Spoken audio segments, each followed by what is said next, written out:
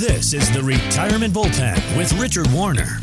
The team at Warner Financial Solutions want to help you feel confident about your retirement, no matter where you stand. Get more at warnerfinancialsolutions.com. Now, the Retirement Bullpen.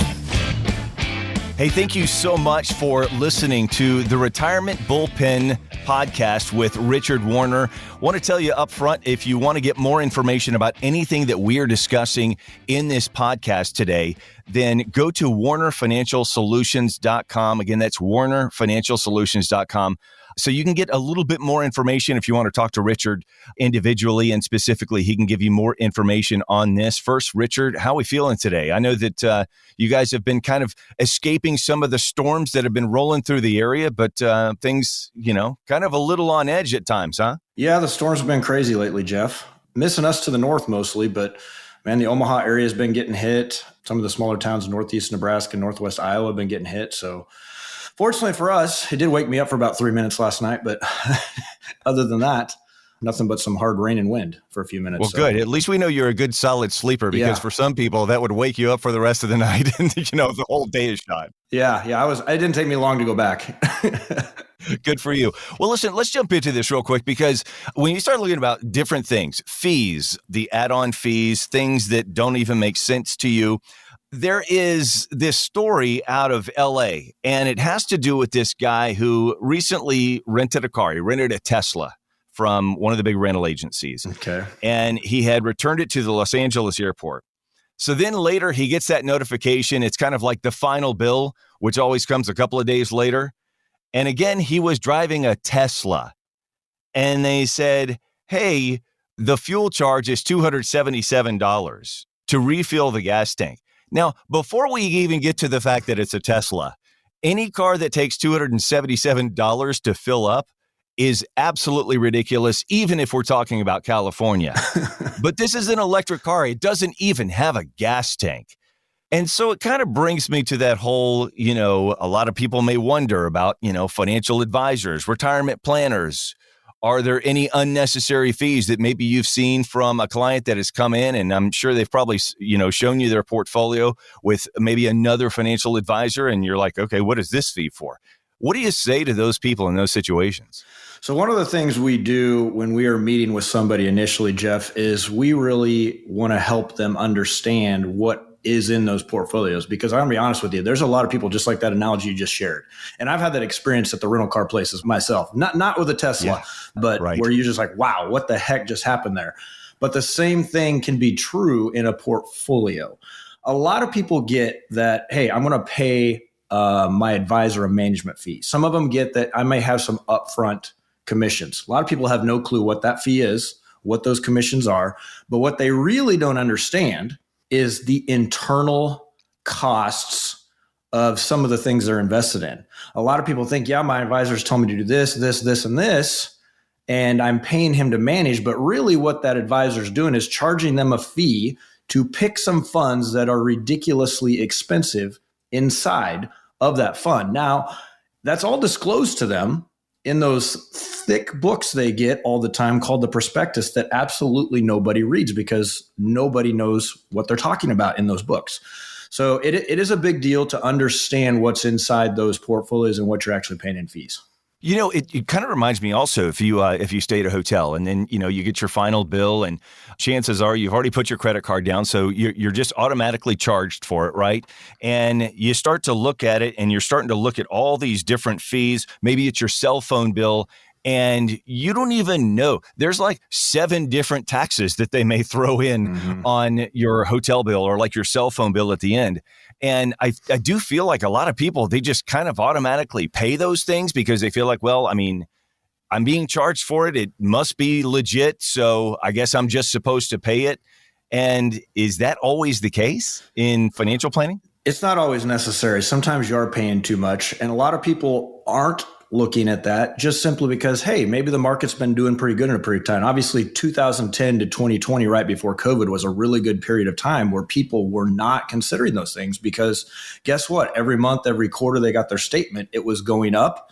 They were making money. Right. they didn't necessarily concern themselves with the fees. Now, the last few years, more and more people are starting to question that because their account's not going up every time they look at their statements. Yeah. I will tell you that for people who are listening right now, if you want to get more information, once again, WarnerFinancialSolutions.com.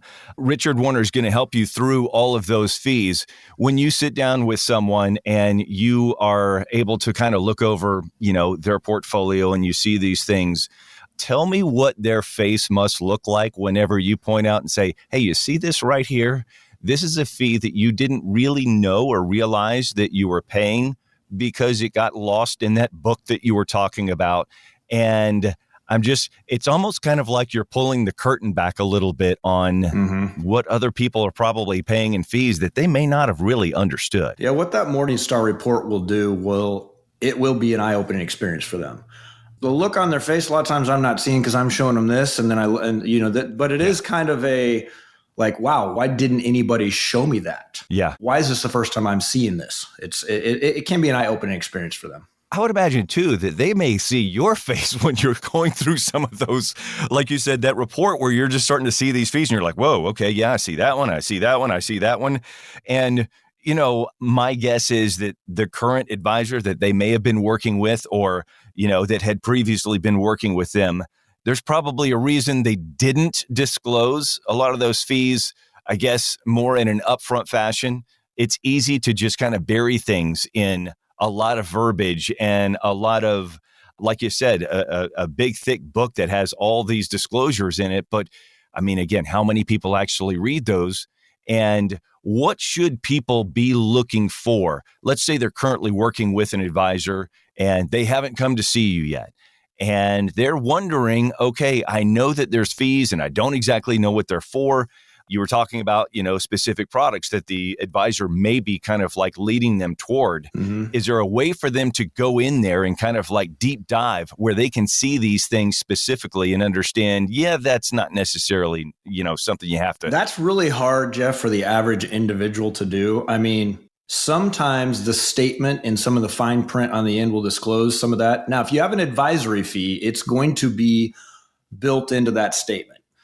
They're required to put that on there. But some of the internal fees, for example, one of the most expensive products that's out there is a variable annuity. Okay. Not that all annuities are bad, right, but variable annuities tend to be very, very expensive. I've seen stuff as high as 5% when you add up all the fees. Wow. The problem that creates, and a lot of people question it with the returns when the market goes down, when your account goes down 10% because of the market, and then you have a 5% fee on top of it, you've created that much more drop because they're taking that fee whether you make money or not. Right. And so one, I guess, red flag is when your account values are coming down and the market's going back up, what's the recovery? What's the lag time there? If it's taking a long time for your account to recover, it could be because its internal fees are very, very expensive and more of your funds are getting eaten away than you realize while the market is down.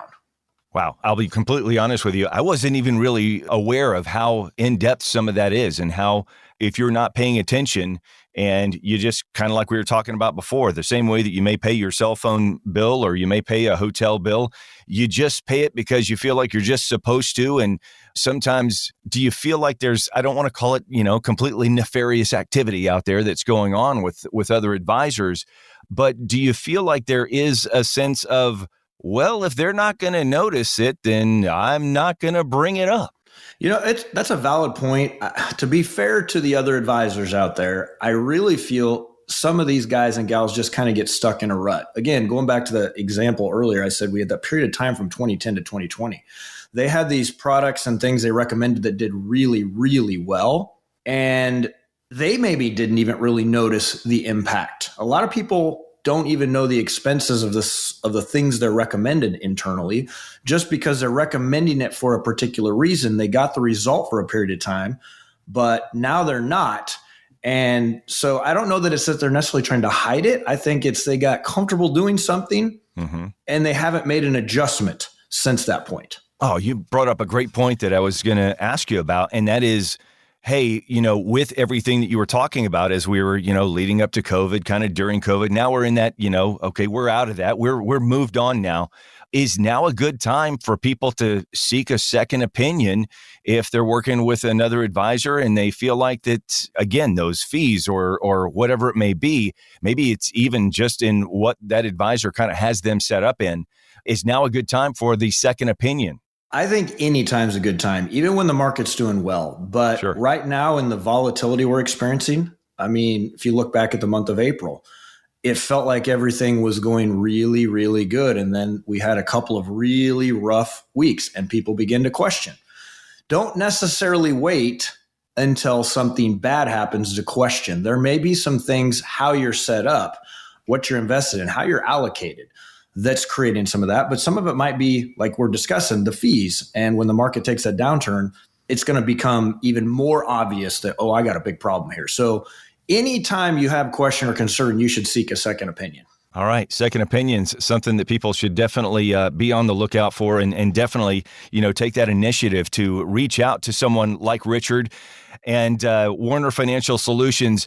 Richard, on your website, I know there's a place for people to go. They can actually sign up for an appointment with you. Mm-hmm. Tell me a little bit about what that first initial consultation is going to be like, especially if they're coming for that second opinion from another advisor. So the first time we sit down with somebody, it's a very non-threatening. We're not trying to push anything on you. We're not trying to sell you anything. And honestly, we're never trying to sell anybody anything. It's all about helping you get educated about what you have. Because a lot of people don't know what they have. They don't know what they're invested in. They don't know what their costs are. They don't know what their risk is. And this is a little side note, but I hear a lot of people say that in that consultation. Well, I'm very conservatively invested. And we look, you're more aggressively invested than you would realize. And so we are going to sit down, understand what you think you have, show you what you have, dig in with some tools like Morningstar to kind of explain that exactly from a third-party resource, and really just spend some time helping you understand what you have. Just if nothing else, so you know a little bit more about it. So, Richard, I'm going to throw you a little bit of a curveball here. I mean, we're baseball guys, right? So here comes the curve. Get ready. Like I've already called the pitch for you. Has there ever been a situation where someone has come in for a consultation? And listen, anytime you hear one person say you need a second opinion, your mind may think, you're just going to tell me that I need to leave my current advisor because he's no good or she's no good, and you need to come join with us. Has there ever been a situation where you looked at somebody's portfolio and said, your advisor is actually kind of doing it right for you right now? Many times, Jeff, many times. Okay. There's a lot of good advisors out there. Yeah. And you may come in here and we may look at this and be, this is exactly what you think it is. This fits your risk tolerance. Your fees are very manageable. If you're happy here, I would stay here. That conversation happens all the time. So that's, I'm sure, very reassuring to a lot of people. And they probably trust you even more just because you're giving them that, you're shooting them straight with the real deal. And it's amazing. Sometimes, even though they don't ever become clients, sometimes I get referrals from those people. That's a great point. Yeah. I mean, sometimes, listen, you may be working with someone right now and you may think to yourself, but Richard's a great guy. We met with him. He told us to stay where we are because of, everything was kind of on the up and up. So, but definitely go see Richard. I love that. Good stuff. Well, listen, if you are one of those people that you're looking for a second opinion right now, then again, reach out to Richard Warner and WarnerFinancialSolutions.com. You can schedule an appointment right through the website and have that initial consultation. Maybe you do have questions about some fees that make no sense, like putting gas in a Tesla. And if it screams at you like that, then there probably is. Use your intuition in a situation like that. Richard, this has been an awesome episode. Thank you so much for all of your insights today. Appreciate it. Hey, great talking with you, Jeff. You got it. This is the Retirement Bullpen. Thank you so much for listening. We'll talk to you next time. Take care.